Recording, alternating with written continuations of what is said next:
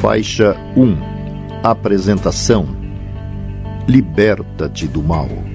Pelo espírito Joana de Ângeles. Médium Divaldo Franco. Este audiolivro é composto de 36 capítulos, divididos em faixas. Faixa 2. Sumário. Faixa 3. Epígrafe. Faixa 4. Prefácio. Liberta-te do mal. Faixa 5. Epístola ao Menestrel de Deus. Faixa 6. Pelas trilhas de Jesus. Faixa 7. Tempo de renovação. Faixa 8. Tempo mental. Faixa 9. A ditadura juvenil. Faixa 10. Conhecimento e segurança. Faixa 11. Lideranças. Faixa 12. Reflexões sobre a calúnia. Faixa 13. Tranquilidade e amor. Faixa 14. Precauções. Faixa 15. Deus banalizado. Faixa 16. Amor e vida. Faixa 17. Sacrifício por amor. Faixa 18. Ante os flagelos destruidores. Faixa 19. Com estoicismo. Faixa 20. Fidelidade até o fim. Faixa 21. Crença na imortalidade. Faixa 22. Crianças de uma nova era. Faixa 23. Causas justas das aflições. Faixa 24. Terapia do perdão. Faixa 25. Utilidade da reencarnação. Faixa 26. Desafios existenciais. Faixa 27. Esforço para a iluminação. Faixa 28. Portal para o triunfo. Faixa 29. Fidelidade e testemunhos. Faixa 30. Comunhão com o mais além. Faixa 31. Silêncio moral. Faixa 32. Beneficência e promoção humana. Faixa 33. Coerência e austeridade. Faixa 34. Rei solar. Faixa 35. Algumas palavras sobre a autora espiritual. Faixa 36. Sobre o médium.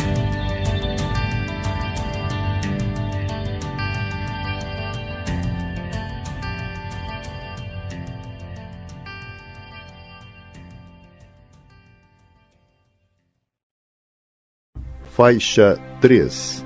Epígrafe. O mal não existe em si. Ele é a ausência do bem. Deus não criou o mal. Ele é obra do homem quando infringe as leis de Deus. Miguel de Jesus Sardano.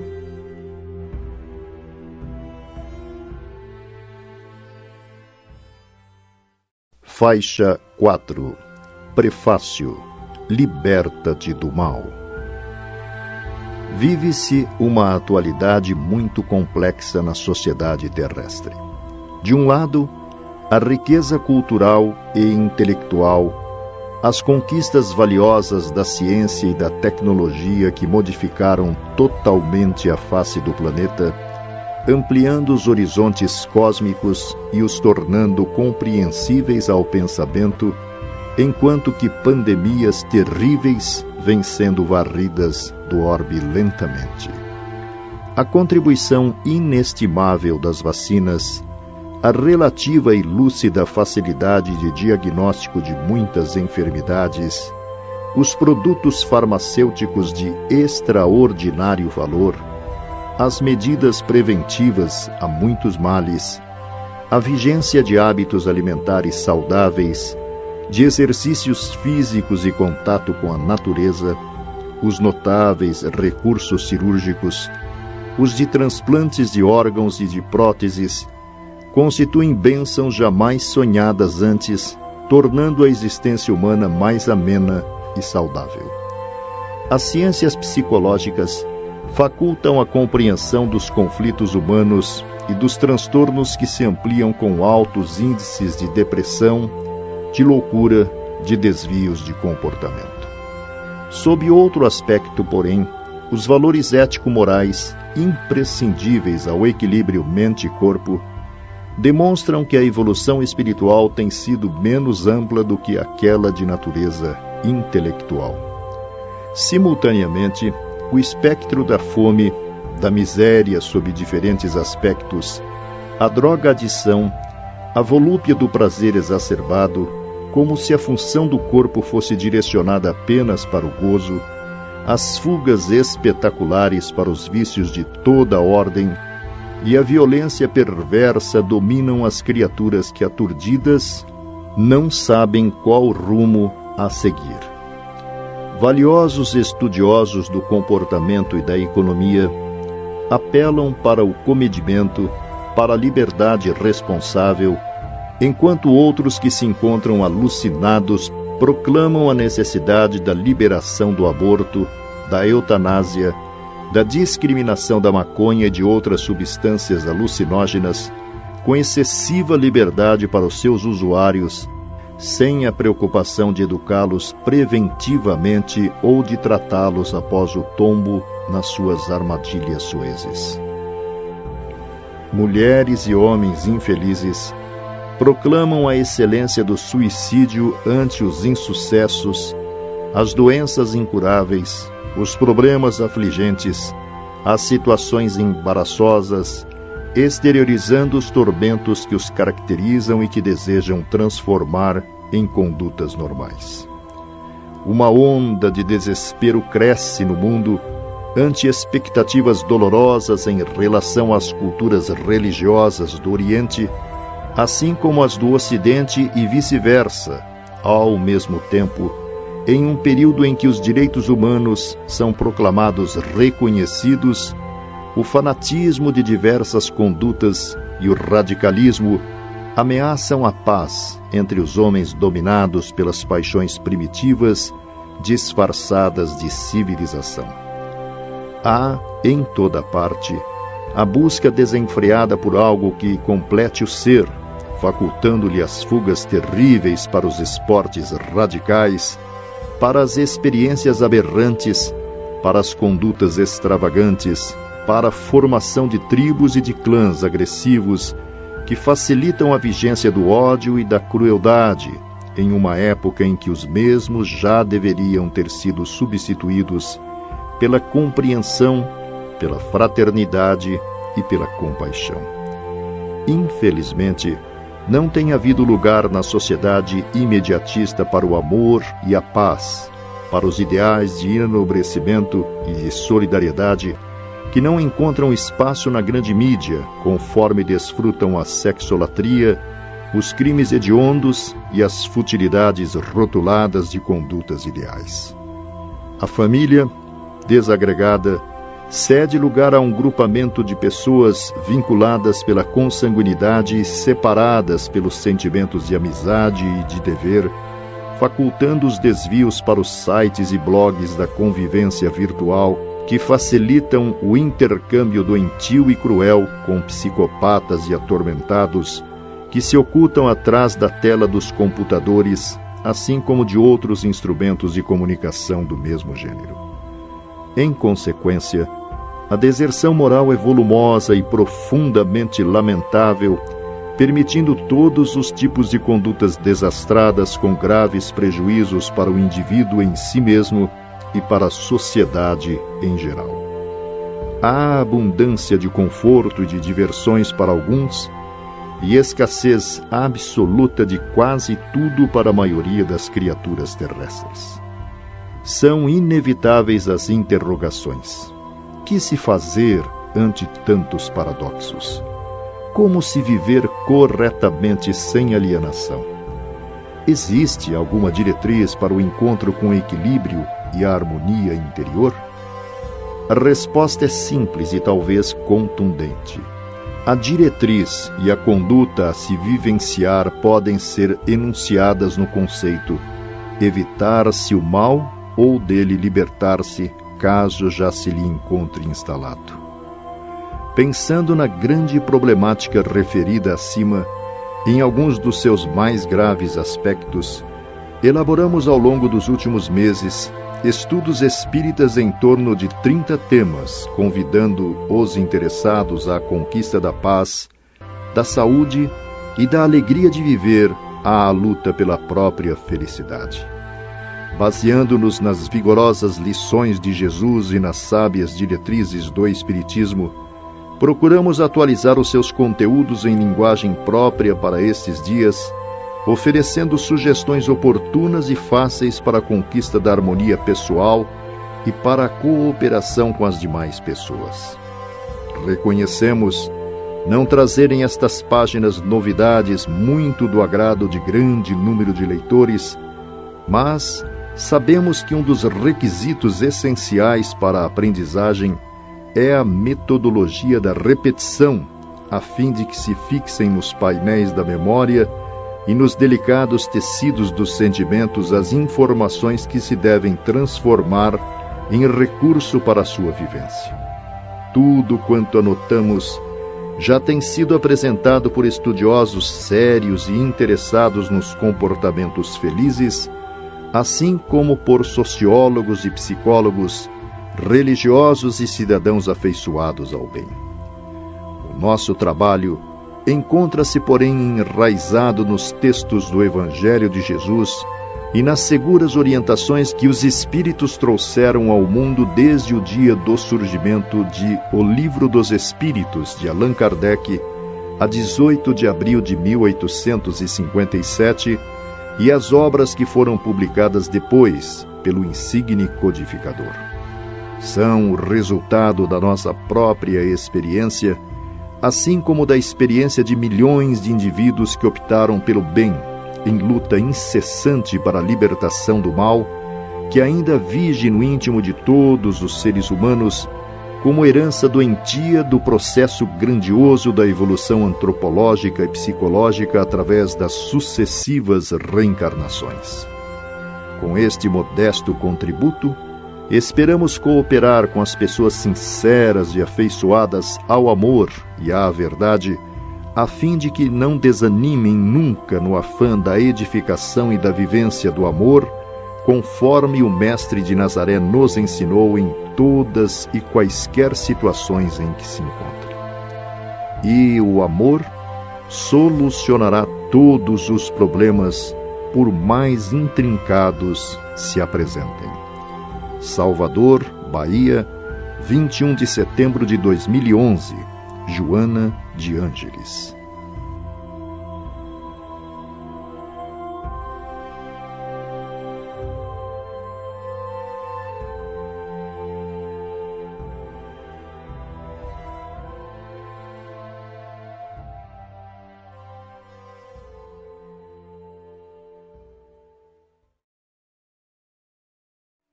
Faixa 5. Epístola ao Menestrel de Deus. Pai Francisco, abençoai-nos. Evocando aquela tarde de 4 de outubro de 1226, com céu transparente e azulado, há 784 anos, 3 meses e 1 dia, quando vos preparáveis para o retorno ao grande lar, murmurastes para os poucos irmãos que vos cuidavam: fiz o que me cabia. E após suave pausa entrecortada pela respiração débil, concluístes: que Cristo vos ensine o que vos cabe. As irmãs cotovias, algumas das quais vos ouviram cantar a palavra um dia no passado, fizeram-se presentes com outras, alegres com a vossa libertação, voando em círculos sobre a choupana modesta em que vos encontráveis, na amada Porciúncula. Encerrava-se naquele momento uma parte da saga incomparável do vosso testemunho de amor ao amigo crucificado que também estáveis. Toda uma epopeia de sacrifícios e abnegação ficaria inscrita nas páginas da história, demonstrando quanto se pode fazer e viver sob a inspiração do amor de totalidade. Quando, na igrejinha de São Damião, atendestes ao convite que Jesus vos fez, sequer tinhais ideia do que vos iria acontecer, mas assim mesmo seguistes adiante. Naquele período, o tédio vos dominava e os prazeres do mundo, filhos da fortuna assim como das honras da cavalaria que antes vos fascinavam, cederam lugar ao fastio, a um vazio existencial em que a angústia se alojava, estiolando-vos os sentimentos. Só depois compreendestes o que ele desejava e, dando-vos conta do seu significado, renunciastes aos bens do mundo e aos vínculos com a família biológica, a fim de renascerdes das próprias cinzas e abraçardes a humanidade como vossa irmã. Desnudando-vos em plena praça, renunciastes a tudo, iniciando a trajetória pela via dolorosa, cantando os dons da pobreza e a fortuna da humildade. Aqueles que vos conheceram anteriormente, quando jovial e extravagante, não puderam acreditar na grande revolução interna e pensaram tratar-se de alguma nova excentricidade. Diante, porém, dos fatos grandiosos resultantes da vossa transformação, diversos deles foram buscar-vos para que lhes ensinasseis a técnica luminosa da entrega total a Jesus. E porque nada tinhais, vós e eles buscaram refúgio entre os leprosos que se escondiam nos escombros em Rio Torto, que se transformaram no suntuoso lar de vossas residências. Não faltaram aqueles contemporâneos que vos definiram como um bando de vagabundos e desorganizados, porque eles se encontravam asfixiados pelos gases das utopias e falácias do corpo transitório, embora os vossos feitos em favor dos infelizes. Era, porém, a mentalidade da época de trevas e de ignorância que conseguistes iluminar. Pedradas, humilhações de todo porte, perseguições e zombarias, fome e necessidades conseguistes transformar em estímulo para a incomum entrega a Deus. Quantas vezes interrogastes: quanto é demasiado? Ou melhor, reflexionando pensastes: sou eu o proprietário de minhas posses ou elas me possuem? Acostumado antes ao conforto e ao luxo, ao poder e ao destaque entre os endinheirados, era natural que buscasseis o equilíbrio entre a posse e o possuidor, resolvendo então por nada possuirdes. Selecionastes os recursos para a empresa de santificação, utilizando-vos da não-posse como a libertadora da alma. Quando a fome derivada dos jejuns e da falta de alimentos vos excruciava a todos, vosso canto em homenagem à irmã alegria diminuía a tristeza geral e emoções sublimes tomavam conta de todos vós. Buscastes, com o pequeno grupo, o apoio do Papa Inocêncio III, o homem mais poderoso da época, mergulhado em luxo e diplomacia, pompa exorbitante e indiferença pela fé, não porque necessitáveis dele, que nada possuía para vos oferecer em espiritualidade, mas para evitardes a pecha degradante de heresia em vossa e na conduta daqueles que vos seguiam, e apesar de tudo, os sensibilizastes pela pureza, candura e devotamento a Jesus, dele conseguindo somente uma bênção perfeitamente dispensável e algumas palavras de encorajamento. Vistes ali no Palácio de Latrão, em Roma, o anticristianismo, o burlesco, o jogo dos interesses vis, nos quais Jesus estava ausente. As vossas palavras e exemplos tornaram-se estrelas, iluminando a grande noite da Idade Média, e se avolumaram aqueles que buscavam Jesus, despido das mentiras humanas e dos rituais enganosos da tradição teológica. O vosso é o Jesus da simplicidade, da pobreza, do amor aos infelizes, da renúncia às ilusões e da sublimada entrega a Deus, não aquele a quem diziam seguir.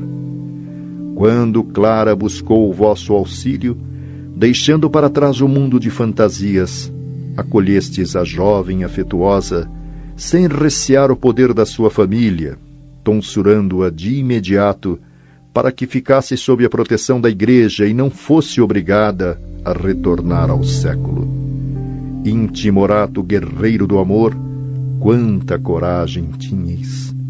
As vossas dores físicas naqueles dias despedaçavam o vosso corpo frágil e afligiam a alma veneranda. Malária, em surtos contínuos com febre e dores estomacais, com o baço e o fígado comprometidos, não conseguira desanimar-vos. Ao lado dessas aflições, vosso corpo foi lentamente transformado em um jardim, no qual passaram a desabrochar as primeiras rosas arroxeadas da hanseníase. Suportáveis tudo com paz, cantando louvores a Deus e aos irmãos da natureza. Em vossa ingenuidade, um pouco antes, pensando em converter a Jesus o sultão Al-Malik Al-Kamir, viajastes ao Egito com vosso irmão Iluminatus, conseguindo dialogar com o nobre muçulmano que acenou com a paz a Peládio mais de uma vez e que a recusou, redundando em tragédia a Quinta Cruzada.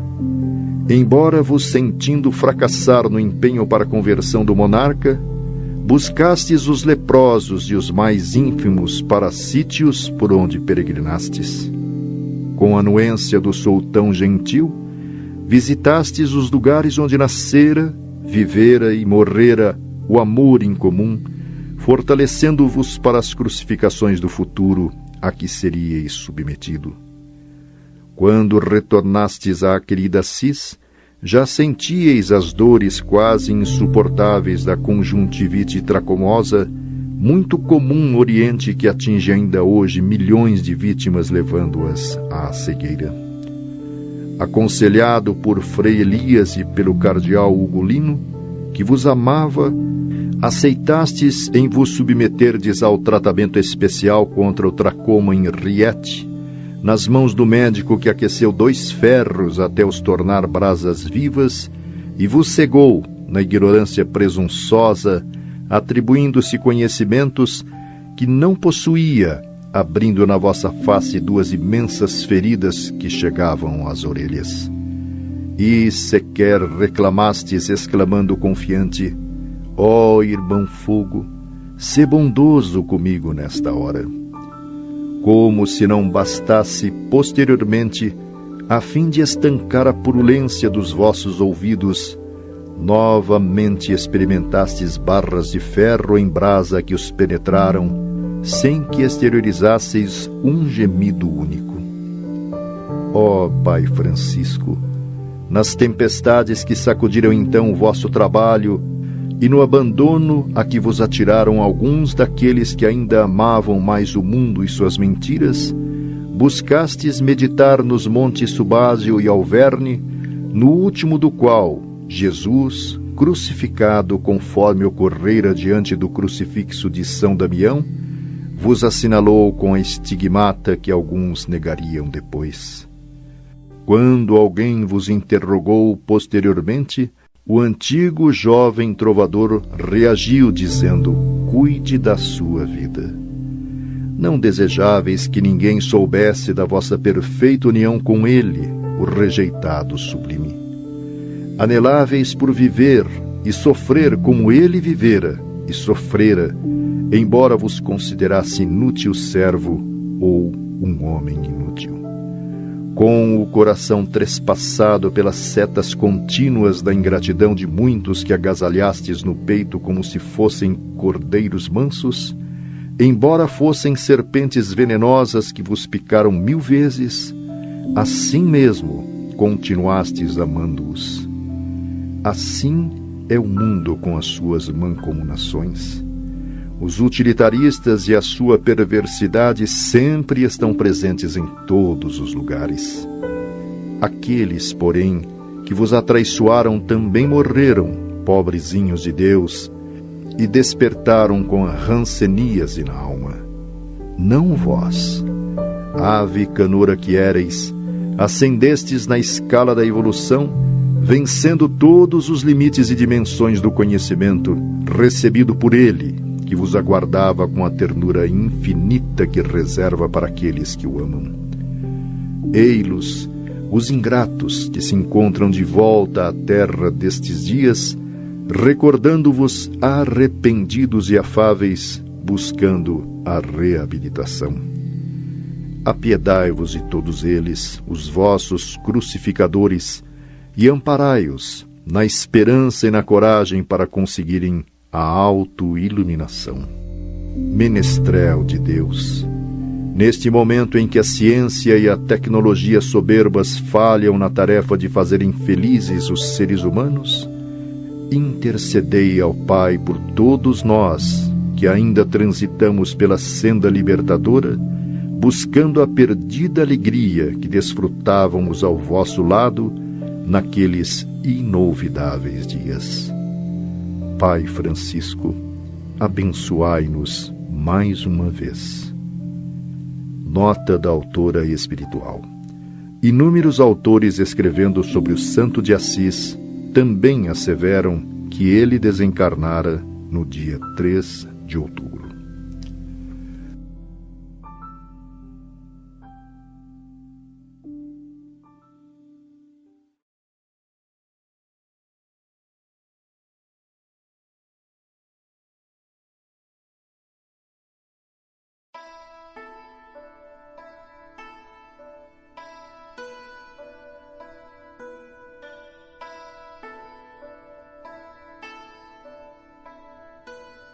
Faixa 6.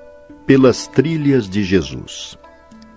À medida que se avolumam o desespero e os desvios de conduta entre as criaturas terrestres, aumentando os índices dos crimes hediondos e a terrível avalanche dos caminhantes sem roteiro, a maioria delas vencida pelos desconcertos da emoção e pela perda do sentimento nobre da alegria de viver, as notáveis conquistas da inteligência deste século de tecnologia e de ciência perdem o brilho, por não haverem conseguido tornar o ser humano mais feliz do que os seus antepassados. As gloriosas aquisições que lhes facultaram uma existência mais longa, assinalada por muitas comodidades e recursos para a fácil locomoção, para as comunicações, para o desaparecimento e a diminuição de várias enfermidades físicas, infelizmente não lhe alteraram as angústias, as dores morais, nem lhe preencheram as necessidades de acompanhamento, de afeto, de autorrealização. Um grande número de seres humanos movimenta-se como sonâmbulo inconsequente, transitando de um para outro lado, sem se dar conta do que lhe sucede em volta, enquanto outros, desarvorados, atiram-se na correria intermina pela busca de coisa nenhuma, acumulando haveres sem maior significado pela impossibilidade de armazenar paz interior e enriquecimento espiritual.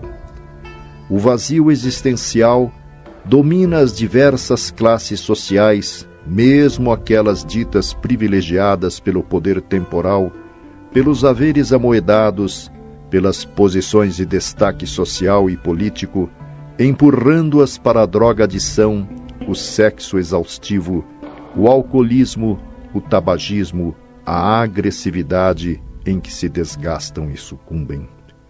A perda de objetivos relevantes caracteriza-lhes a fuga para a futilidade e o prazer, que não satisfazem as ânsias do coração nem as aspirações profundas do pensamento.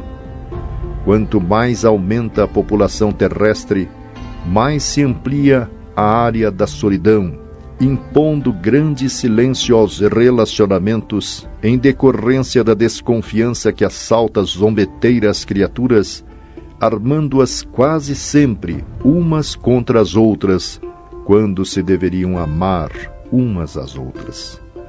Os condomínios de luxo multiplicam-se numericamente assinalados pelos mecanismos de proteção aos seus residentes, que constroem ilhas de prazer, distanciando-se cada vez mais da sociedade em geral, impossibilitados de viverem em paz e em saudável alegria, porque mesmo nesses seletos paraísos, a maquilagem da ilusão não consegue ocultar a realidade pessoal, mascarando as suas faces sem modificar os seus sentimentos.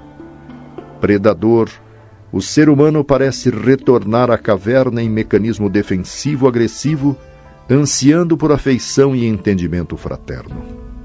2000 anos de mensagem cristã, incontáveis denominações religiosas, exibições doutrinárias, utilizando os mais avançados mecanismos da cibernética e da informática, e pouquíssima religiosidade no comportamento e na ação dos novos crentes.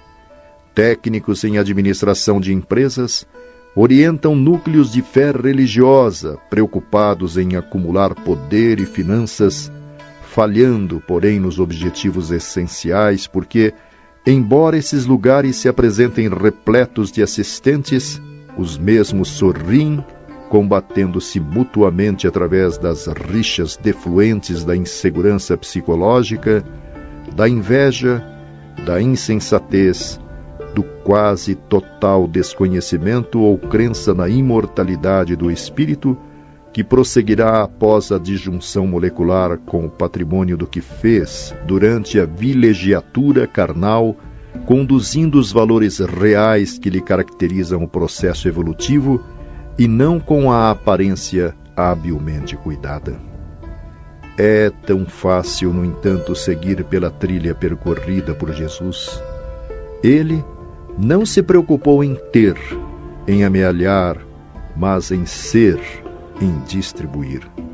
Jamais se prendeu às questões transitórias, sempre preocupado com aquelas de natureza imorredora. Nunca se dispôs a prejudicar quem quer que fosse, desculpando até mesmo os que se compraziam em lhe ser adversários perversos e impertinentes. Aberto ao amor, nunca se impôs, deixando livres todos quantos se lhe cercassem, embora os sentimentos nem sempre edificantes que os assinalavam.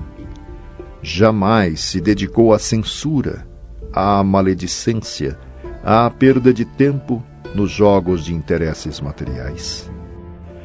Desobrigou-se de todos os deveres que lhe diziam respeito com naturalidade, sem ostentação, afável e simples como o lírio do campo, sempre vigilante em relação ao verbo servir, sem esperar resposta dos que se beneficiavam da sua bondade. Filho excelente de Deus, jamais se jactou dessa condição superior, misturando-se aos mais infelizes, aos perseguidos e indesejados, tendo paciência incomum com as suas misérias e mesquinhezes, sem deixar de atender aos outros infelizes mergulhados no poder temporal, nos negócios de César, nas disputas de toda a natureza. Absolutamente consciente da sua missão entre as criaturas humanas, dignificou-as com a sua ternura, orientando-as e vivendo de tal forma que ninguém pudesse duvidar da autenticidade dos seus ensinamentos. Despojado de tudo, era possuidor dos tesouros da paz e da alegria, submetendo-se às injunções mais penosas sem qualquer queixa nem reclamação, sempre exaltando o Pai de quem procedia. A trilha percorrida por Jesus encontra-se vazia, empoeirada, com espinhos e pedrouços à mostra, queimada pelo sol ardente. Vês que outra se pode ver alguém se movimentando pelo terreno áspero, tentando repetir-lhe a passagem, quase sempre, porém, sob o sarcasmo de outros companheiros que estão na margem e lhe atiram pedras, vencidos pelas trevas interiores e pelos desencarnados adversários do bem, tentando desviá-los para que se percam no desespero ou no desencanto. Vinculado, no entanto, a Jesus, esse alguém segue dominado pela consciência do dever, sem a preocupação das láureas nem dos aplausos da mentira que tanto agradam a vacuidade e a ilusão. Não dispondo de tempo para as discussões inúteis, para os debates da vaidade exacerbada, para as defesas pessoais, seguem incompreendidos para serem laureados depois da desencarnação, com os encômios insignificantes das glorificações terrestres, porque então as homenagens que lhes dedicam permitem que a sua luz projete aqueles que os engrandecem inutilmente. Não são poucos aqueles que exaltam outros que crucificaram. A memória deles lhes permite exibir-se e se tornar herdeiros da sua mensagem, continuadores do seu trabalho, mais em teoria do que na realidade. Desejassem honestamente dar-lhes continuidade ao estafante labor, fariam um grande silêncio exterior, a fim de que as suas obras exaltassem-se-lhes o bem disseminado em todas as suas formas de expressão. Sucede que, enquanto entoam hinos de gratidão àqueles que optaram pela renúncia e pelo trabalho de abnegação, tornam-se conhecidos, comentados, disputados, saciados na sede de projeção humana. E Jesus continua esperando no fim da trilha percorrida por aqueles que tiverem a coragem de completá-la. Desse modo, não te ouvides nunca de Jesus, aquele que se fez guia e modelo para toda a humanidade, a quem amas e a quem desejas servir. Deixa-te impregnar por suas lições de amor e te entrega docilmente a Ele, tentando segui-lo pela trilha que te deixou, talvez incompreendido, mas isso não é significativo, porque nem ele foi respeitado ou estimado, antes arrojaram-no desdenhosamente em uma cruz de ultrajes que transformou em sublime ponte de vinculação com Deus. Aproveita hoje para o seguir, sem passado nem futuro, com o coração e a mente tomados pelo seu amor.